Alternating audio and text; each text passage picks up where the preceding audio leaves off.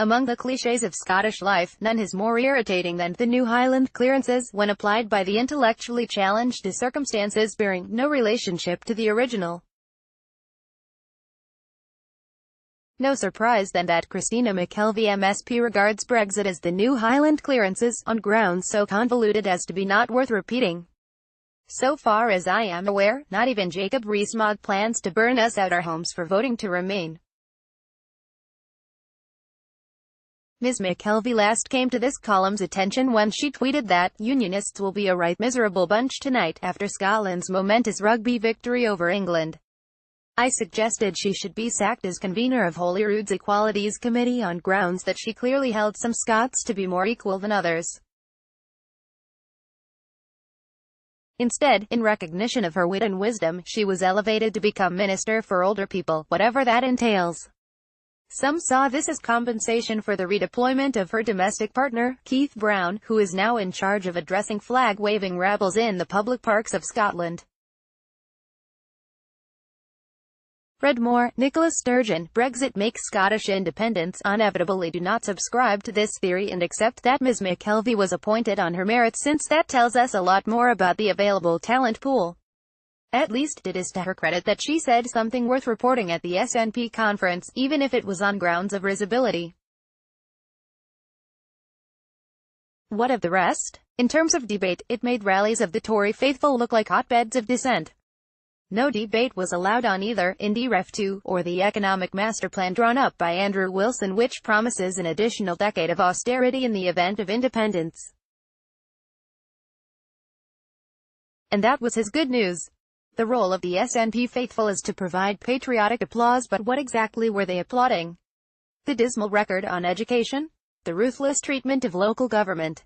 The crisis in Scottish health boards? The stagnant state of our economy? None of these was challenged.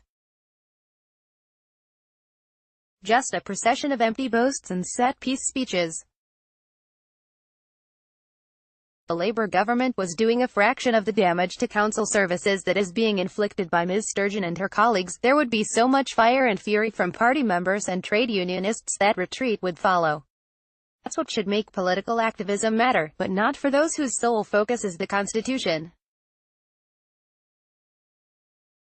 Read more. Letters. Avoid tartan blindness. Scotland can't afford independence. Behind the brever and soft interviews, there was one substantive revelation, that Ref 2 is officially a mirage until the fog of Brexit clears.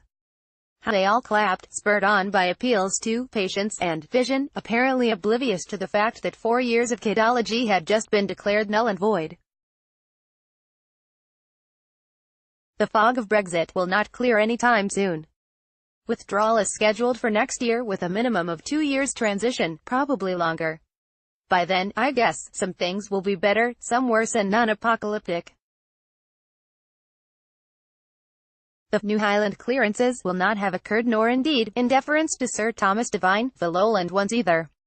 Ms. Sturgeon has acknowledged out of necessity what has long been apparent: there is no appetite for a second referendum, no conceivable justification for it in the midst of negotiations that will affect every aspect of Scottish life, as much as the rest of the UK, and no prospect of any Prime Minister in his or her right mind agreeing to it. So it has all been one big, ongoing publicity stunt. That begs a question, which is largely for Scotland's broadcasters to answer.